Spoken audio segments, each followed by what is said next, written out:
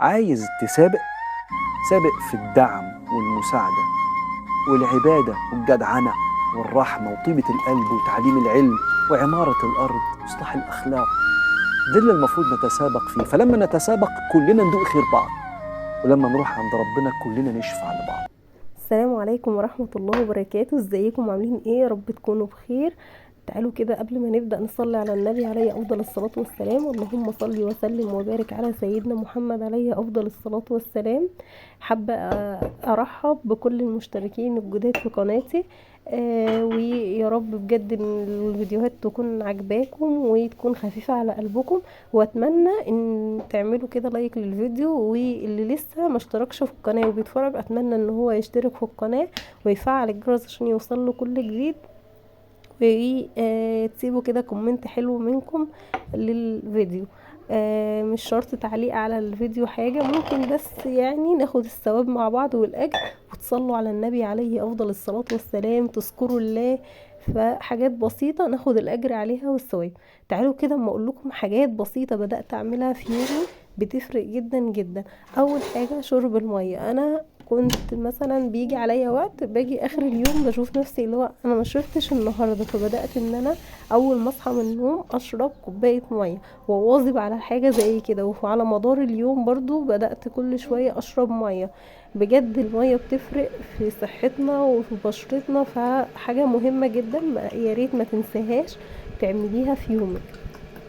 والفطار يا جماعه، وفي نفس الوقت زي ما انتوا شفتوا كده فتحت الشبابيك، دي حاجة اساسية لازم تتعمل كل يوم، ان انت تهوي الشقة ولو 10 دقايق بس انت تهوي الشقة فيها. والفطار بقى انا بدأت برضو من العادات اللي انا بدأت اعملها ان انا اصحى بدري شوية عن الاولاد، بحيث عشان افطر. يعني انا لما بيكونوا صاحيين وانا بصحى معاهم في نفس الوقت بلاقي نفسي كده اتسحلت في اليوم. ما بين ان انا بحضر لهم، بغير لبنتي، بشطفهم، باكلهم، بشربهم، بلعبهم، بعمل الغدا، فبنسى نفسي او باكل السندوتش وانا يعني ايه بفطر كده على السريع وانا واقفه.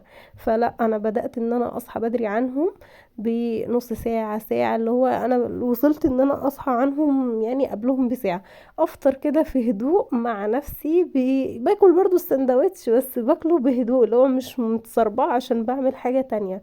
فبجد بجد حاجات بسيطه بتفرق في يومكم، ان انتوا تخصصوا وقت لنفسكم. اليوم ده كان يوم الجمعه. وعايزه اقول لكم بقى في حاجات بتتعمل كده كل يوم لازم تعمليها، بجد لو عملتيها هتفرق جدا في يومك وهتفرق في بيتك.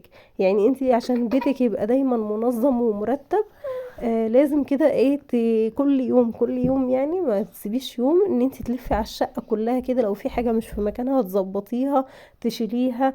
غسيل عندك يتطبق، اهم حاجة ولا تراكمي غسيل ولا مواعين.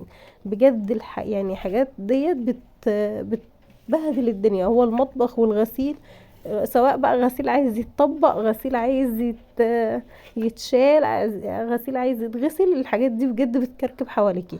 فاهم حاجه ان انت بقى تلفي على الشقه وتشيلي اي حاجه مش في مكانها، وفي نفس الوقت تلفي كده على الشقه بالمكنسه. انا عايزه اقول لكم ان انا بكنس في اليوم كذا مره. انا مش هقول لكم ان الشقه مش بتتبهدل، لا طبعا بتتبهدل، وخصوصا ان انا عندي اطفال، فهو عادي جدا ما تحسيش ان انت الدنيا متبهدله حواليكي طالما الاطفال يعني حاولي تسيبيهم. انا خصوصا كمان الاولاد عندي ولا بيقعدوا قدام تلفزيون ولا موبايل، فهم بيخربوا الشقه حرفيا، ما بيسيبوش مكان في يعني حاجه في مكانها. فانا بحاول اصبر طبعا، ويعني ما اتعصبش عليهم، بحاول بكتم يعني اوقات بتعصب طبعا، بس بحاول ان انا على قد ما اقدر ان انا يعني ايه ما اضغطش عليهم. تمام، هم اطفال وبيطلعوا طاقتهم. فالمهم يعني تلفي كده على الشقة بالمكنسة كل يوم، تشيلي كل حاجة في مكانها. ما تسيبيش مواعين، ما تسيبيش غسيل، حاجات كده بسيطة. بصوا بقى الوقت ده كان بالليل كده برضو بسيب وقت كده لو قدرت، مش كل يوم طبعا، وقت كده لنفسي. في رواية بقرأها هي سندريلا سيكرت، بجد جميلة جدا جدا. بجد قراءة الروايات بجد هتفرق في يومك، وخصوصا لو رواية حلوة. انا مش بقرأها كل يوم عشان يعني برضو بقول لكم الوقت مش بيكون مناسب ليا، بس بقرأها عموما في كل يومين على حسب ما الوقت يناسب. بس الوقت ده برضو لما بعمله لنفسي بيفرق جدا في يومي وفي نفسيتي. فاهتموا بنفسكم، حبوا نفسكم، والسلام عليكم ورحمة الله وبركاته.